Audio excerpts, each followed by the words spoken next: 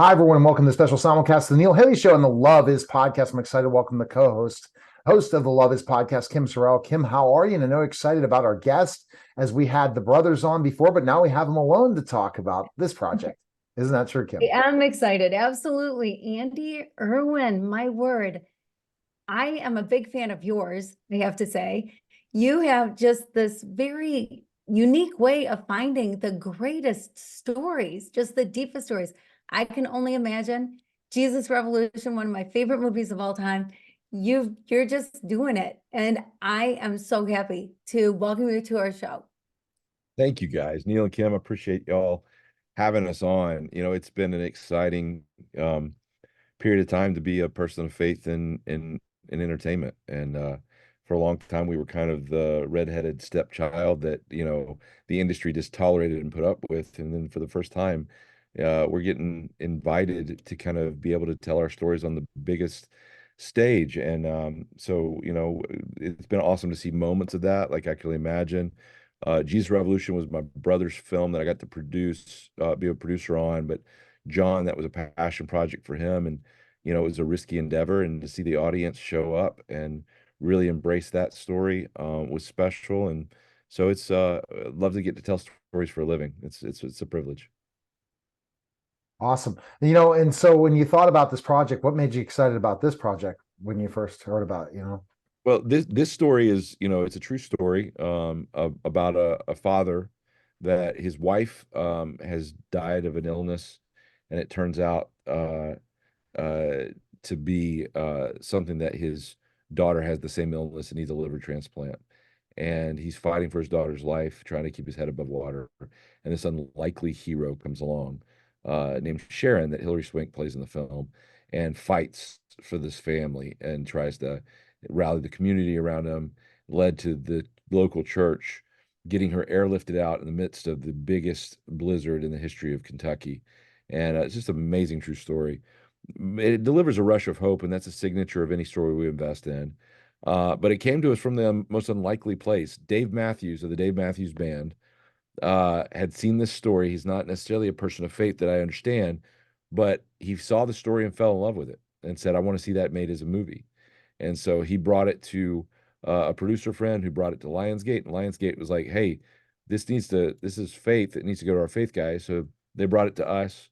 We read the synopsis and found out it had to do with Southeast Christian Church in Louisville.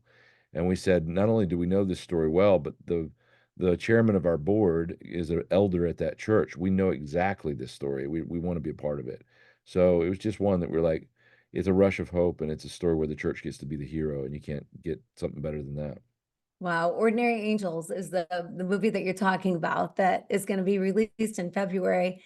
And what a great story. And it's so funny that you say that about the church and the elder and whatever, because your movies, not just with that story, but every movie that I've read about, that I hear about the stories, there's stories of the actors that they came in a certain way and their story unfolds, and stories of whoever and their story unfolds. It's like there's stories inside stories inside stories Yeah. in all of the movies that you've done that I believe have all been top 10 in the box office opening weekend, right?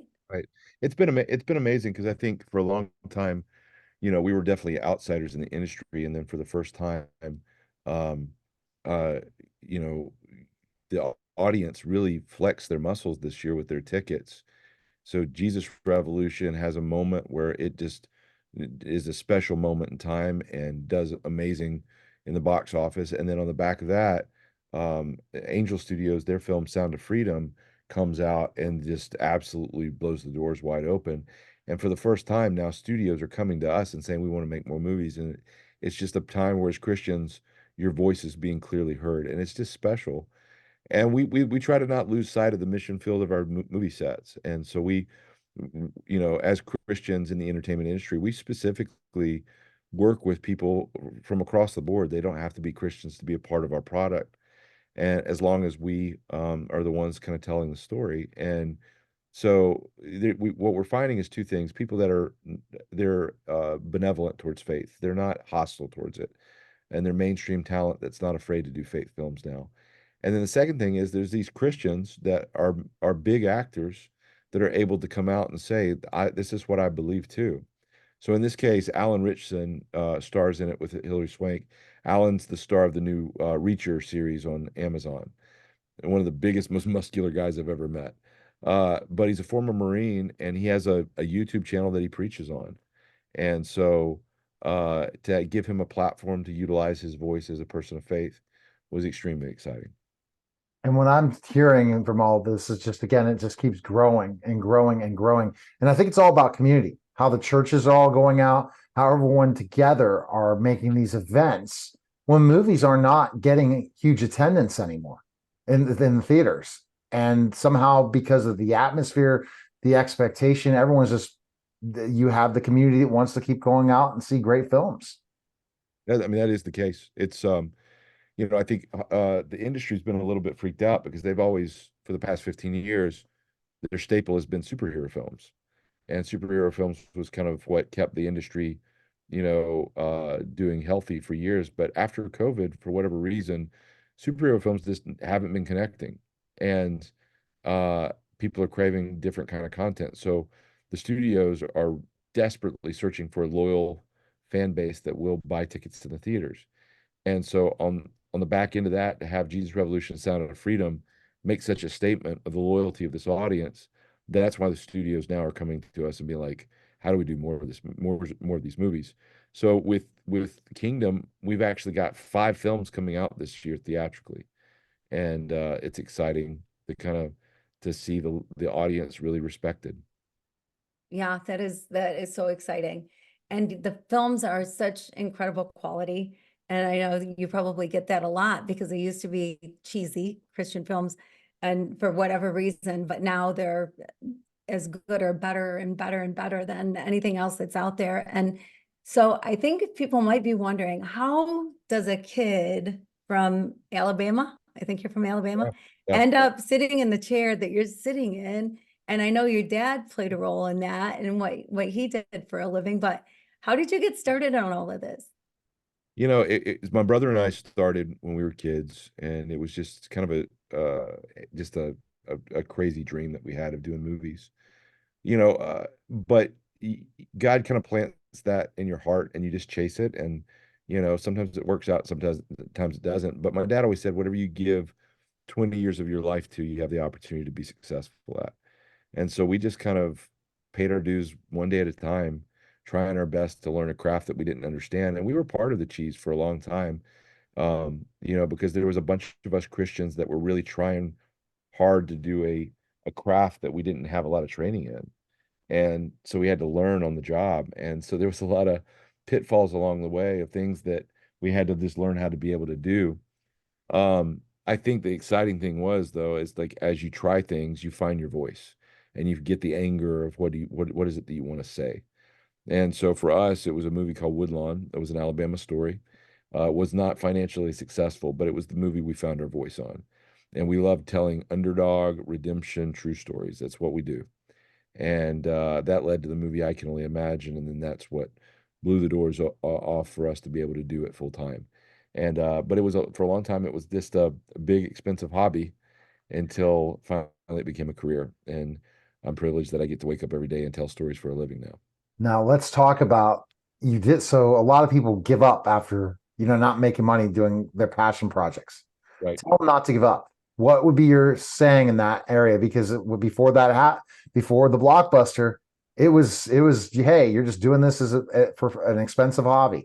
Explain to people how they need to keep going regardless if they feel that there's these downtimes in their passion, what they love to do. Yeah, I think for me, it's like letting go of the entitlement. You're not guaranteed a moment to win. It has to be a passion for the story and what you really want to say.